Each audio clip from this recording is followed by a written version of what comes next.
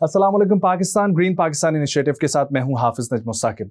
ख़वातीन और हज़रात, जैसे कि आप लोगों को मालूम है कि ग्रीन पाकिस्तान इनिशिएटिव के साथ पाकिस्तान के किसानों के मुंसलिक होने का रजिस्ट्रेशन का सिलसिला जारी है और इसी के लिए आज का ये मुख्तस किया गया इंटरव्यू आपको मिलवाएंगे एक पाकिस्तान के कामयाब किसान से, जो कि GPI के कामयाब किसान है और जिन्होंने जो चोलिस्तान में पहले हमारा प्रोजेक्ट है उसके तहत 17,000 एकड़ को आबाद किया है और वहाँ पर इनका एक्सपीरियंस कैसा रहा, GPI से मुंसलिक ये कैसे हुए, ये हमारे लिए जानना बहुत ज़रूरी है, हमारे तमाम तर किसानों के लिए, हमारे नाजरीन के लिए, क्योंकि आप लोग पहले भी हमारे चैनल पे ये वीडियो देख चुके हैं कि फ्रॉड का सिलसिला भी साथ साथ चल रहा है। मुख्तलिफ फॉर्म्स जो हैं वो बेचे जा रहे हैं। कुछ ऐसे नौसरबाज लोग हैं जो राब्ता कर रहे हैं कि हम आपकी मीटिंग करवाते हैं, हम आपकी अपॉइंटमेंट करवाते हैं, हम वहाँ से वक्त लेकर देते हैं आपको और आपको ज़मीन लेकर देंगे, लेकिन ऐसा कोई सिलसिला नहीं है। आप लोगों को जैसे कि मालूम है कि पहले भी बताया गया कि सिर्फ और सिर्फ ये रावलपिंडी में ऑफिस है, आप लोग यहाँ पर आएंगे, ओपन टू ऑल, और आप लोगों को अकोमोडेट किया जाएगा। अब ये इंटरव्यू, क्योंकि हमारे साथ किसान हमारे मौजूद हैं, आप लोग पहले भी इन्हें हमारी वीडियो में देख चुके हैं कामयाब किसान की, तो हम इनसे गुफ्तगू करेंगे और हमारी अपनी पाकिस्तान की खूबसूरत ज़ुबान पंजाब, तो पंजाबी कल्चर और जब चोलिस्तान से आगाज़ हुआ है तो हम इस इंटरव्यू को यहाँ से आगे बढ़ाएंगे पंजाबी में। तो तुसी मेरे नाल रहना है, कोई भी मशवरा होएगा वो तुसी लाजमी देना है, अपनी राय भी शेयर करनी है। तो मेरे नाल मौजूद ने पाकिस्तान ग्रीन पाकिस्तान इनिशिएटिव के एक कामयाब किसान जनाब एहसानुल्लाह चिट्ठा साहब। अस्सलाम वालेकुम चिट्ठा साहब। वालेकुम अस्सलाम जी, खैरियत है? बिल्कुल ठीक ठाक, बहुत शुक्रिया वक्त निकालने वास्ते। ते चिट्ठा साहब, ये जड़ी मैं गल की है पहले भी ऐसी इसते कर चुके हैं प्रोग्राम भी पूरा कि कुछ फ्रॉड भी चल रहे हैं, तो जरा तुसी दसना है कि किस तरीके नाल तुसी मुंसलिक होए हो GPI नाल, GPI दा कोई नुमाइंदा तुहाडे कोल आया सी या तुसी राबता कीता सी, इसी ऑफिस विच मुलाकात हुई है ते अज दिन तक भी तुसी अज भी आए हो ते मुलाकातां इत्थे ही हो रही ने, इत्थों ही सारा कुछ चल रहा है, ते कोई और नुमाइंदा, कोई मिडल मैन, कोई एजेंट इन्वॉल्व आया इस सारे प्रोसेस च या कोई नहीं, या तुसी आपू राबता कीता आया ते सारा सिलसिला शुरू होया? फिर नहीं सर जी, बिस्मिल्लाहिर्रहमानिर्रहीम। असी खुद ही इस दफ्तर नाल राबता किया जो सानू पता लग गया भी ग्रीन पाकिस्तान लिम्स का एक अदारा साडे चोलिस्तान दे विच गल चल गई भी लिम्स ने रकबा ले लिया। साडे नाल कोई मिडल मैन नहीं, किसी बंदे दे असी तलक नाल नहीं आए, किसी बंदे कोल असी कोई सिफारिश नहीं कराई। साडी अपनी एक वर्थ सी, असी उत्थे शुरू तो चोलिस्तान दे विच 25-30 साल तो काम कर रहे हैं। ते सानू इस अदारे दा सब तो वड्डी गल ये अच्छी लगी सी कि जेड़ा इहदा कॉन्ट्रैक्ट 20 साल ते फिर 10 साल अनस्टेडेबल सी।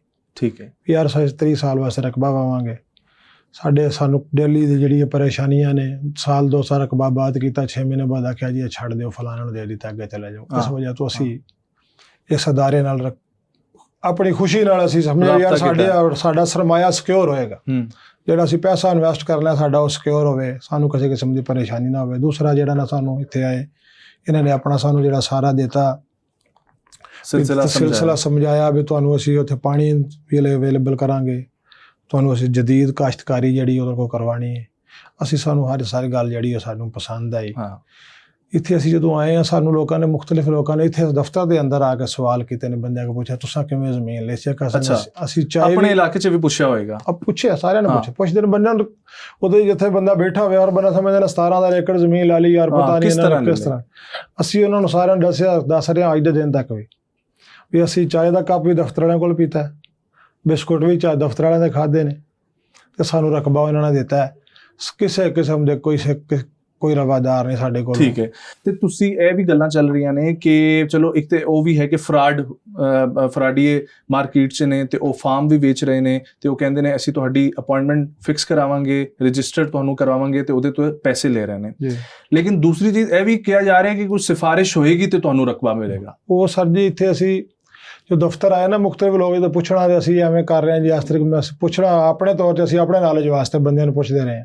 ਤੇ ਜਿਸ 2-4 ਬੰਦੇ ਦੋਸਤ, ਮੈਂ ਨਾਂ ਨਹੀਂ ਲੈਣਾ ਚਾਹਾਂਗਾ ਉਹਨਾਂ ਦਾ, ਜਿਹੜੇ ਰਕਬਾ ਲੈਣ ਵਾਸਤੇ ਇੱਥੇ ਆਏ, ਤੇ ਉਹਨਾਂ ਨੂੰ ਅਸੀਂ ਇੱਥੇ ਬਰੀਫਿੰਗ ਖੁਦ ਦਿੱਤੀ ਹੈ ਵੀ ਅਸੀਂ ਇੱਥੇ ਕੋਈ ਬੰਦਾ ਤੁਹਾਡੇ ਕੋਲ ਚਾਹ ਦੇ ਕੱਪ ਦਾ ਵੀ ਰਵਾਦਾਰ ਨਹੀਂ, ਚਾਹੇ ਵੀ ਦਫ਼ਤਰ ਦੀ ਪੀ ਆ ਜਿਹਦੇ ਜ਼ਮੀਨ ਵਿੱਚ ਦਫ਼ਤਰ ਵਾਲਿਆਂ ਕੋਲ ਲੈ ਕੇ ਜਾਇਆ ਜੀ। ਬਿਲਕੁਲ ਕਿਸੇ ਦੀ ਗੱਲ ਸੁਣਨ ਦੀ ਕੋਈ ਲੋੜ ਨਹੀਂ। ਤੁਹਾਨੂੰ ਕੋਈ ਆਖਿਆ ਵੀ ਮੈਂ ਤੁਹਾਡਾ MOU ਕਰਾ ਦੇਣਾ, ਤੁਹਾਡੀ ਮੁਲਾਕਾਤ ਕਰਾ ਦੇਣਾ, ਕਿਸੇ ਬੰਦੇ ਦੇ ਕੰਨ ਨਾਲ ਲੱਗੋ। ਦਫ਼ਤਰ ਦੇ ਜਿਹੜੇ 2-3 ਦਫ਼ਤਰ ਦੇ ਬੈਠੇ ਨੇ ਅਦਾਰੇ ਦੇ ਬੰਦੇ, ਇਹਨਾਂ ਨਾਲ ਤੁਸੀਂ ਰਾਬਤਾ ਕਰਨਾ। ਤੁਹਾਨੂੰ ਇਹਨੇ ਜ਼ਮੀਨ ਦੇਣੀ ਹੈ ਤਾਂ ਇਹਨਾਂ ਕੋਲ ਤੁਹਾਨੂੰ ਲੱਭਣੀ, ਬਾਹਰੋਂ ਕਿਸੇ ਬੰਦੇ ਤੁਹਾਨੂੰ ਜ਼ਮੀਨ ਦੇਣੀ, ਕਿਸੇ ਦੇ ਚੱਕਰ 'ਚ ਨਾ ਆਇਆ। ਇਹ ਸਾਨੂੰ ਵੀ ਸੁਣਨ 'ਚ ਆਇਆ ਸੀ, ਲੇਕਿਨ ਤੁਹਾਨੂੰ ਵੀ ਪਤਾ ਲੱਗਿਆ ਹੀ ਹੋਏਗਾ ਬਹਾਵਲਪੁਰ 'ਚ ਵੀ ਇਹ ਕੰਮ ਚੱਲ ਰਿਹਾ ਸੀ ਕਿ ਲੋਕੀ ਰਾਬਤਾ ਕਰ ਰਹੇ ਸਨ ਤੇ ਫਰਾਡ ਕਰ ਰਹੇ ਸਨ ਲੋਕਾਂ ਨਾਲ, ਤੇ ਇਨਫੈਕਟ ਪੈਸੇ ਵੀ ਲੈ ਲੈਣੇ। ਬਿਲਕੁਲ ਹੋ ਰਿਹਾ ਸੀ, ਬਿਲਕੁਲ ਇੰਝ ਹੋ ਰਿਹਾ ਸੀ।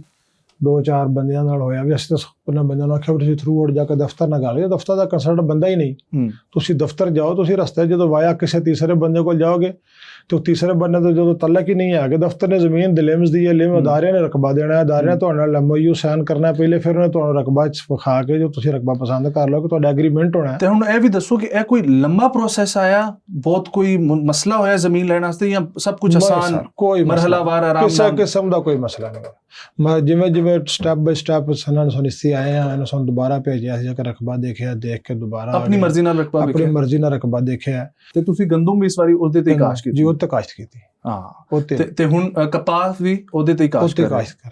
ठीक है, उसे रकबे पे काश्त कर रहे हैं, कॉटन भी गंदम भी होते काश्त की थी। तो नाजरीन, ये बिल्कुल बात जो है यहाँ पर आप लोगों को बतानी है बहुत जरूरी कि किसी किस्म का कोई नुमाइंदा कभी कॉल सिस्टम या आपको कॉल आए या आपको कोई मेंशन करे कि आप वहां पर जाएं और जाके आप रब्ता करें, ऐसा कुछ भी नहीं है। रावलपिंडी में एक GPI का ऑफिस है, यहाँ पर आप आएंगे, ये ओपन टू ऑल है। आपको सिफारिश की जरूरत नहीं है, आपको अपॉइंटमेंट की जरूरत नहीं है। वर्किंग आवर्स में आए और वहां पर आके आप विजिट करें, आपको तमाम जितना भी वो मरहला है वो समझाया जाएगा और यहाँ से आप जमीन हासिल करेंगे। अच्छा ਚੱਠਾ ਸਾਹਿਬ, ਹੁਣ ਤੁਸੀਂ ਮਾਸ਼ਾਅੱਲਾ ਮੁਨਸਲਿਕ ਹੋ ਗਏ ਹੋ, ਤੁਸੀਂ ਗੰਦਮ ਵੀ ਕਾਸ਼ਤ ਕੀਤੀ ਹੈ ਤੇ ਹੁਣ ਕਾਟਨ ਵੀ ਕਾਸ਼ਤ ਕਰ ਰਹੇ ਹੋ। ਕਿੰਨਾ ਕੁ ਫਾਇਦਾ ਹੋਇਆ? 17,000 ਏਕੜ ਮਾਸ਼ਾਅੱਲਾ ਇੱਕ ਬੜੀ ਲੈਂਡ ਹੈ। ਤੇ ਜਦੋਂ GPI ਨਾਲ ਮੁਨਸਲਿਕ ਹੋਏ ਹੋ, ਕੀ ਫੈਸਿਲਿਟੇਸ਼ਨ ਦਾ ਸੁਣਿਆ ਤੇ ਕੀ ਪ੍ਰੋਸੈਸ ਹੋਇਆ ਤੇ ਹੁਣ ਕਿਸ ਤਰ੍ਹਾਂ ਦੇ ਮਾਮਲਾ ਚੱਲ ਰਹੇ ਨੇ? ਉਹ ਤੇ ਅਸੀਂ ਦੋਸਤ ਅਹਿਬਾਬ ਜਿਹੜੇ ਦੂਸਰੇ ਵੀ ਉੱਥੋਂ ਜਾਂਦੇ ਨੇ ਉੱਥੇ ਵਿਜ਼ਿਟ ਵਾਸਤੇ, ਉਹਨਾਂ ਨੂੰ ਦੱਸੀਦਾ ਵੀ ਤੁਸੀਂ ਇਸ ਰਕਬੇ ਨੂੰ ਆਖੋ ਨਾ ਜੀ ਅੱਜ ਰਕਬਾ ਲੈ ਕੇ ਤੇ ਸੁਬਾਹ ਹੀ ਇਹਦੇ ਤੋਂ ਸਾਨੂੰ ਆਮਦਨੀ ਸ਼ੁਰੂ ਹੋ ਜਾਏਗੀ, ਇਹ ਕੰਮ ਤੇ ਨਹੀਂ ਹੋਣਾ। ਇਹਨੂੰ 3 ਸਾਲ ਦਾ ਤੁਹਾਨੂੰ GPI ਗ੍ਰੇਸ ਪੀਰੀਅਡ ਦੇ ਰਹੀ ਹੈ। ਗ੍ਰੇਸ ਪੀਰੀਅਡ ਇਹ ਦੱਸੋ? ਉਹ ਇਸ ਵਾਸਤੇ ਤੁਹਾਨੂੰ ਦੇ ਰਹੀ ਹੈ ਕਿ ਤੁਸੀਂ ਇਸ ਰਕਬੇ ਨੂੰ ਆਪਣੇ ਨੂੰ ਆਬਾਦ ਕਰੋ। ਫਸਲ ਇੱਕ ਲੱਗਦੀ ਹੈ ਕਿਸੇ ਜਗ੍ਹਾ ਤੇ, ਕਿਸੇ ਜਗ੍ਹਾ ਤੇ 2 ਵੀ ਲੱਗ ਜਾਣਗੀਆਂ। ਗਰਮੀ ਬਹੁਤ ਜ਼ਿਆਦਾ, ਹੁਣ ਮਾਰਚ ਅਪ੍ਰੈਲ ਦੇ ਐਂਡ ਤੋਂ ਗਰਮੀ ਸ਼ੁਰੂ ਹੋ ਜਾਂਦੀ ਹੈ। ਅਸੀਂ ਇੱਕ ਫਸਲ ਗੰਦਮ ਦੀ ਤਾਂ ਜ਼ਿਆਦਾ ਫੋਕਸ ਕਰ ਰਹੇ ਹਾਂ। ਸਾਡੀ ਗੰਦਮ ਇਸ ਦਫਾ ਹੁਣ ਗੰਦਮ ਸਰਪਲਸ ਕਰ ਗਈ ਸਾਡੀ ਮੁਲਕ ਦੇ ਵਿੱਚ। ਇਹ ਗ੍ਰੀਨ ਪਾਕਿਸਤਾਨ ਜਿਹੜਾ ਚੱਲਿਆ, ਇਹਦੀ ਵਜ੍ਹਾ ਤੋਂ ਸਾਰੇ ਪੂਰੇ ਪਾਕਿਸਤਾਨ ਨੂੰ ਜਿਹੜਾ ਫਾਇਦਾ ਹੈ ਹੀ ਹੈ ਨਾ ਜੀ। ਬਿਲਕੁਲ। ਸਾਡੇ ਡਿਵੀਜ਼ਨ ਬਹਾਵਲਪੁਰ ਤੇ ਤਹਿਸੀਲ ਯਜ਼ਮਾਨ ਨੂੰ ਜਿਹੜਾ ਰੈਵਨਿਊ ਦਾ ਇਕੱਠਾ ਹੋਣਾ ਨਾ ਜੀ, ਤੇ ਉੱਥੇ ਜਿਹੜੇ ਗਰੀਬ ਲੋਕ ਨੇ ਜਿਹੜੀ ਉਹਨਾਂ ਨੂੰ ਉੱਥੇ ਰੋਜ਼ੀ ਮਿਲਣੀ ਹੈ। ਦਰੁਸਤ। ਹਰ ਬੰਦੇ ਨੂੰ ਉੱਥੇ ਰੋਜ਼ੀ ਮਿਲਣੀ, ਉਸ ਇਲਾਕੇ ਦੇ ਵਿੱਚ ਤੇ ਤਰੱਕੀ ਜਿਹੜੀ ਹੋਣੀ ਉਹ ਅਸੀਂ ਵੇਖ ਰਹੇ ਹਾਂ। ਸਾਡੀਆਂ ਅਸੀਂ ਆਪਣੀ ਨਜ਼ਰਾਂ ਨਾਲ ਵੇਖ ਰਹੇ ਹਾਂ ਵੀ ਸਾਡੀ ਆਉਣ ਵਾਲੀ ਨਸਲ ਜਿਹੜੀ ਹੈ ਉਹ ਕਿੰਨੀ ਖੁਸ਼ਹਾਲ ਹੋਏਗੀ, ਕਿੰਨੀ ਮਜ਼ਬੂਤ ਹੋਏਗੀ। ਬਿਲਕੁਲ, ਇਸ ਤਰ੍ਹਾਂ ਕੋਈ ਸ਼ੱਕ ਨਹੀਂ ਇਹਦੇ ਵਿੱਚ। ਤੇ ਖਾਸ ਤੌਰ ਤੇ ਉਹ ਗਰੀਬ ਕਿਸਾਨ, ਉਹਦਾ ਭਲਾ ਹੋਏਗਾ। ਜੀ ਬਿਲਕੁਲ। ਇਹ ਹੁਣ ਤੁਸੀਂ ਸਮਝਾਇਆ, ਤੁਸੀਂ ਤੇ ਇੱਕ ਵੱਡੀ ਲੈਂਡ ਰੱਖੀ ਹੈ, ਇਹ ਗਰੀਬ ਕਿਸਾਨ ਦਾ ਕਿਸ ਤਰੀਕੇ ਨਾਲ ਫਾਇਦਾ ਹੋਏਗਾ? ਸਰ ਜੀ, ਗਰੀਬ ਕਿਸਾਨ ਦਾ ਫਾਇਦਾ ਇਹ ਵੇਖਣਾ ਜਿਹੜਾ ਸਾਡੇ ਕੋਲ ਉੱਥੇ ਅਸੀਂ ਹੁਣ ਜ਼ਿਆਦਾ ਰਕਬਾ ਜਿਵੇਂ ਲਿਆ, ਸਾਡੇ ਨਾਲ ਜਿਹੜੇ ਛੋਟੇ ਕਾਸ਼ਤਕਾਰ ਸਾਡੇ ਨਾਲ ਜਿਹੜੇ ਕੰਮ ਕਰ ਰਹੇ ਨੇ, ਜਿਹੜੇ ਵਿੱਚ ਸਮਝ ਲਓ ਤੁਸੀਂ 10ਵੇਂ ਹਿੱਸੇ ਵਾਲੇ ਕਹਿ ਲਓ ਜਾਂ ਮੁਲਾਜ਼ਮ ਕਹਿ ਲਓ, ਸਮਝ ਆ ਗਈ। ਉਹਨਾਂ ਬੰਦਿਆਂ ਨੇ 10-10 ਏਕੜ ਜ਼ਮੀਨ, 5-5 ਏਕੜ ਨਾਲ ਕਾਸ਼ਤਕਾਰੀ ਕੀਤੀ ਸੀ। ਉਹਨਾਂ ਨੂੰ ਅਸੀਂ ਹੁਣ 100 ਏਕੜ ਦੇ ਪਲਾਟਸ ਦਿੱਤੇ ਨੇ, ਯਾਰ ਤੁਸੀਂ ਕਾਸ਼ਤ ਕਰੋ, ਕੰਮ ਕਰੋ। ਉਹਨਾਂ ਨੂੰ ਮਜ਼ਦੂਰੀ ਰੋਜ਼ੀ ਮਿਲ ਰਹੀ ਹੈ ਮੁਨਾਸਬ।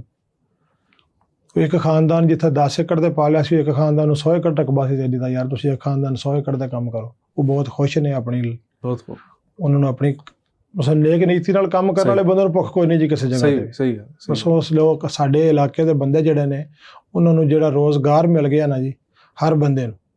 ਇਹ ਨਹੀਂ ਜਿਹੜਾ ਬੰਦਾ ਕੋਈ ਕੰਮ ਕਰ ਰਿਹਾ ਕਹਿ ਰਹੀ ਦਾ ਉਹਨੂੰ ਵੀ ਰੋਜ਼ੀ ਮਿਲ ਰਹੀ ਹੈ, ਜੋ ਮਿਹਨਤ ਮਜ਼ਦੂਰੀ ਕਰ ਰਿਹਾ ਉਹਨੂੰ ਵੀ ਰੋਜ਼ੀ ਮਿਲ ਰਹੀ ਹੈ, ਜਿਹੜਾ ਕੋਈ ਕਾਰੋਬਾਰੀ ਤਬਕਾ ਹੈ ਹਰ ਬੰਦੇ ਨੂੰ ਰੋਜ਼ੀ ਮਿਲ ਰਹੀ ਹੈ। ਤੇ ਸਾਡੇ ਤਹਿਸੀਲ ਯਜ਼ਮਾਨ ਨੂੰ ਰੈਵਨਿਊ ਜਿੰਨਾ ਕੋਈ ਜਨਰੇਟ ਹੋਣਾ ਨਾ ਜੀ, ਇਹਦੇ ਤੇ ਆਗਾਜ਼ ਹੈ ਸਿਰਫ ਚੋਲਿਸਤਾਨ। ਬਿਲਕੁਲ, ਇਹਦੇ ਚੋਲਿਸਤਾਨ ਦਾ ਜੀ ਪਹਿਲਾ ਕਤਰਾ ਹੈ ਜੀ। ਤੇ ਦੂਸਰਾ ਜਿਹੜਾ ਸੀ ਹੈ ਪਾਣੀ ਦਾ, ਸੁਣਿਆ TV ਤੇ ਪੱਟੀ ਚੱਲ ਗਈ ਸੀ ਜੀ, ਚੋਲਿਸਤਾਨ ਦੇ ਵਿੱਚ ਗਵਰਨਮੈਂਟ ਨੇ ਇੱਕ ਨਹਿਰ ਦੀ ਜਿਹੜੀ ਹੈ ਉਹਦੀ ਕੋ ਮਨਜ਼ੂਰੀ ਦੇ ਦਿੱਤੀ ਹੈ। ਇਹ ਬਹੁਤ ਅੱਛਾ ਕਦਮ ਹੈ ਜੀ।